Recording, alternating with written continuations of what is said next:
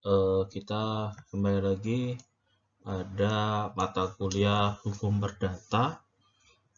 Pada pertemuan pertama ini kita bicara mengenai sejarah dan pengertian hukum perdata, gitu ya. Teman-teman mengenai tujuan, gitu ya, mahasiswa mampu menjelaskan mengenai pengertian dan sejarah hukum. Nah, ini yang pertama adalah pengantar ilmu hukum dan tata hukum Indonesia, CST Kansil. Kemudian ada pengantar tata hukum Indonesia, Jenderal Asikin. Lalu pengantar hukum perdata, Oscar S. Matopo, gitu ya. Lalu pokok-pokok hukum perdata, Subekti. Kemudian Seluk-beluk dan asas hukum perdata, Ridwan Syahrini. Kemudian perkembangan hukum perdata tentang orang dan hukum keluarga, dan tentang benda dan hukum perikatan, Jaja S. Melila, gitu ya.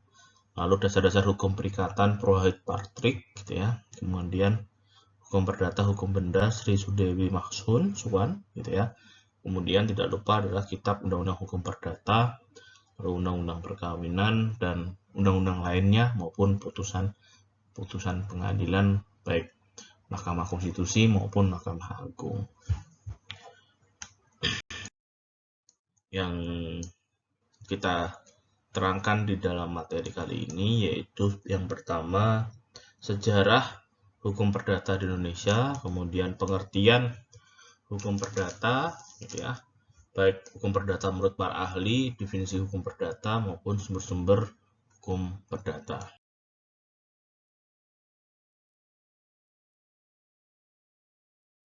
Sejarah apa itu hukum perdata di Indonesia? Pada tahun 1804 ya, dibuat sebuah hukum sivil di negara Prancis, begitu ya. Kemudian tahun 1811 sampai 1813 Prancis menduduki dan menguasai Belanda, sehingga hukum perdata Prancis tersebut diadopsi oleh negara Belanda. Kemudian tahun 1814 Arnold Kemper, ya, seorang sarjana hukum Belanda, gitu ya, menyusun sebuah kitab undang-undang hukum perdata, ya, atau hukum sivilnya. Kemudian pada tahun 1830 dilakukan kodifikasi BW, ya, dan BVK, ya, Brunswick Wetboek dan Wetboek van Copenhagen, ya, kitab undang-undang hukum perdata dan kitab undang-undang hukum dagang. Kemudian 1838, ya, pemberlakuannya BW dan WVK. Tanggal 1 Januari 1848 berlaku di Indonesia dengan Statbat 1847 nomor 20. Sudah melihat, gitu ya, gambar atau perjalanan waktu dari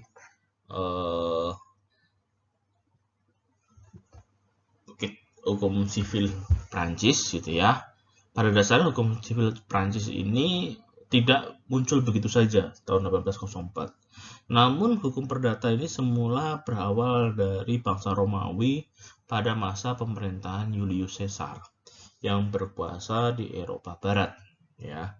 Pada waktu itu Romawi diberlakukan di Prancis dan bercampur dengan hukum asli yang sudah ada. Keadaan ini terus berlangsung sampai masa pemerintahan Louis ke-15 dengan diawalinya usaha ke arah adanya kesatuan hukum yang kemudian menghasilkan suatu kodifikasi yang diberi nama Code Civil de France pada tanggal 21 Maret 1804 dan kemudian pada 1807 diundangkan kembali menjadi Code Napoleon. Ketika Prancis menguasai Belanda, Raja Napoleon menerapkan Wetboek Napoleon Ingrid van het Koningerhold yang berisi hampir sama dengan Code Napoleon untuk diberlakukan sebagai sumber hukum perdata di Belanda. Sesudah penjajahan berakhir, Code Napoleon tetap diterapkan di negeri Belanda. Tahun 1814, gitu ya, Belanda mulai membuat kitab undang-undang hukum perdata dengan dasar kodifikasi oleh Mr. J.M. Kemper yang disebut Outward Kemper. Tetapi sebelum menyelesaikan tugasnya, di tahun 1824 Kemper meninggal dunia. Kemudian diteruskan oleh Nicolai yang menjabat sebagai Ketua Pengadilan Tinggi Belanda. Pada tanggal 6 Juli 1830, kodifikasi BW atau Kitab Undang-Undang Hukum Perdata Belanda dan WVK atau Kitab Undang-Undang Hukum Dagang selesai dibuat, berlaku efektif 1 Oktober 1838. Ya. Kitab Undang-Undang Hukum Perdata ini ya, di Indonesia merupakan suatu aturan hukum yang dibuat pemerintah Hindia Belanda berdasarkan Statblad nomor 23 tahun 1847. Setelah Indonesia merdeka, berdasarkan pasal 2 Aturan Pengalihan Undang-Undang Dasar 45, seluruh peraturan yang dibuat pemerintahan Hindia Belanda berlaku warga negara Indonesia. Segala badan dan peraturan yang masih ada berlaku selama belum diadakan pembaruan menurut undang-undang ini. Gitu ya. Berlakunya hukum perdata di Indonesia berdasarkan pasal 131 IS ya, memuat pedoman politik hukum pemerintah Hindia Belanda. Yang pertama, hukum perdata, hukum dagang, hukum pidana, hukum acara perdata, hukum acara pidana harus diletakkan dalam kitab undang-undang atau dikodifisir. Yang kedua, terhadap golongan Eropa harus diberlakukan perundang-undangan yang ada di negeri Belanda dalam bidang hukum perdata dan hukum dagang, yaitu yang disebut dengan asas konkordansi. Yang ketiga, bagi orang Indonesia asli atau timur asing, ketentuan undang-undang Eropa dalam bidang hukum perdata dan hukum dagang dapat diperlakukan apabila kebutuhan mereka menghendakinya. Orang-orang Indonesia asli dan timur asing diperbolehkan menundukkan diri kepada hukum yang berlaku bagi orang Eropa, baik sebagai maupun seluruhnya. Yang kelima adalah hukum adat masih berlaku bagi orang-orang Indonesia asli dan timur asing, tetap berlaku sepanjang belum ditulis dalam undang-undang. Pengertian hukum perdata, gitu ya. Jadi kalau tadi kita bicara mengenai sejarah, kita baru masuk di dalam pengertian hukum perdata. Pengertian dari hukum perdata menurut para ahli ya, Prof. Subukti menyatakan bahwa hukum perdata adalah segala hukum private material, yaitu segala hukum pokok yang mengatur kepentingan perorangan, gitu ya. Yang kedua, menurut Prof. Sudikno Mertokusumo bahwa hukum perdata adalah keseluruhan peraturan yang mempelajari mengenai hubungan antara orang yang satu dengan yang lain dalam hubungan kekeluargaan dan dalam pergaulan di dalam masyarakat. Prof. Sudikno Mertokusumo ya, menjelaskan bahwa hukum perdata adalah hukum antar perseorangan yang mengatur hak dan kewajiban orang perseorangan satu terhadap yang lain dalam hubungan keluarga dalam pergaulan masyarakat. Sedangkan Sri Sudewi Mashun Sofwan gitu ya, bahwa hukum perdata adalah hukum yang mengatur kepentingan antara warga negara perseorangan yang satu dengan warga negara perseorangan yang lain. Sedangkan Van Apeldoorn adalah hukum perdata adalah peraturan hukum yang objeknya ialah kepentingan-kepentingan khusus yang soal akan dipertahankan atau tidak diserahkan kepada pihak yang berkepentingan. Pengertian-pengertian tersebut dapat disimpulkan yang pertama adanya kaidah hukum. Yang kedua, mengatur hubungan hukum antara subjek hukum yang satu dengan subjek hukum yang lain. Kemudian hukum perdata disebut pula dengan hukum privat karena mengatur kepentingan perseorangan. Gitu ya. Di dalam definisi hukum perdata ya di dalam arti sempit yaitu Kitab Undang-Undang Hukum Perdata. Dalam arti luas ada Kitab Undang-Undang Hukum Perdata, KUHD, undang-undang lain yang berkaitan antara hubungan orang satu dengan orang yang lain. Sedangkan ada hukum perdata material, yaitu aturan-aturan yang mengatur hak dan kewajiban perdata. Sedangkan hak perdata formil yaitu cara melaksanakan dan mempertahankan hak dan kewajiban perdata. Ya. Untuk di dalam sumber hukum perdata, gitu ya. Pada dasarnya di dalam hukum nasional banyak sekali sumber hukum perdata. Yang pertama adalah hukum perdata adat. yaitu ketentuan-ketentuan hukum yang mengatur hubungan antara individu dalam masyarakat adat yang berkaitan dengan kepentingan perseorangan. Ketentuan-ketentuan hukum perdata adat ini pada umumnya tidak tertulis dan berlaku secara turun-temurun dalam kehidupan masyarakat adat. Kemudian adalah hukum perdata Eropa, gitu ya. Ketentuan-ketentuan hukum yang mengatur hubungan hukum yang menyangkut mengenai kepentingan orang-orang Eropa dan orang-orang diberlakukan ketentuan itu. Lalu ada hukum perdata nasional, yaitu bidang hukum perdata sebagai hasil produk hukum nasional, misalnya hukum perkawinan, hukum agraria, dan sebagainya.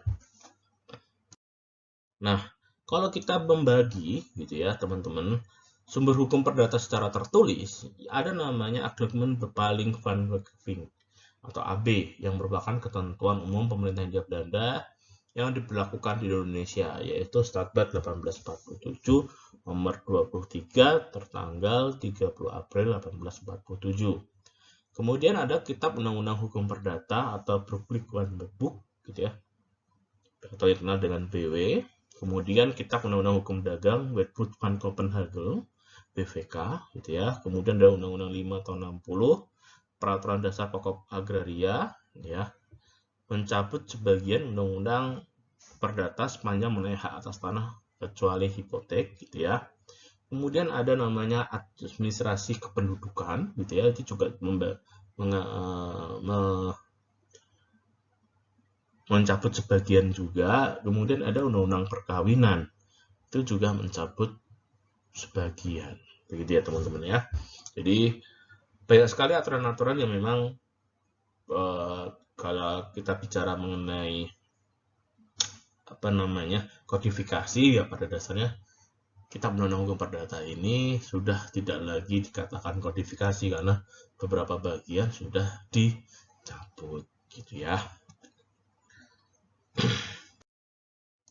Selanjutnya yaitu adanya Undang-Undang 4 tahun 96 tentang hak tanggungan atas tanah beserta benda-benda yang berkaitan dengan tanah. Hal ini mencabut berlakunya hipotek di dalam buku 2 Kitab Undang-Undang Perdata sepanjang mengenai tanah dan ketentuan mengenai kredit van Ber Statbat 1908 542 sebagaimana diubah dengan Statbat 1937 nomor 190. Kemudian ada Undang-Undang Nomor 1 tahun 74, gitu ya, terkait dengan ketentuan buku 1 Kitab Undang-Undang Perdata khususnya mengenai perkawinan tidak berlaku secara penuh. Kemudian ada Undang-Undang 4299 mengenai jaminan fidusia dan undang-undang lain yang seperti yang saya sebutkan tadi, gitu ya. Mungkin mengenai perkuliahan hukum perdata pada pertemuan pertama, mungkin kalian bertanya-tanya, mengapa sih kita perlu belajar hukum perdata? Kita kan kuliah di dalam konteks keuangan negara. Teman-teman harus ingat bahwa negara atau pemerintahan itu ada tindakan bersegi satu, yaitu ya tadi mensejahterakan, kebijakan-kebijakan sifatnya publik dan sebagainya. Ada kalanya pemerintahan itu bersegi dua, jadi melakukan hubungan keperdataan. Contoh, melakukan kontrak PBJ, itu merupakan ranah dalam hukum perdata. Sehingga negara itu pada dasarnya bisa sebagai hukum publik, dia mengatur hubungan hukum antara orang satu dengan orang yang lain.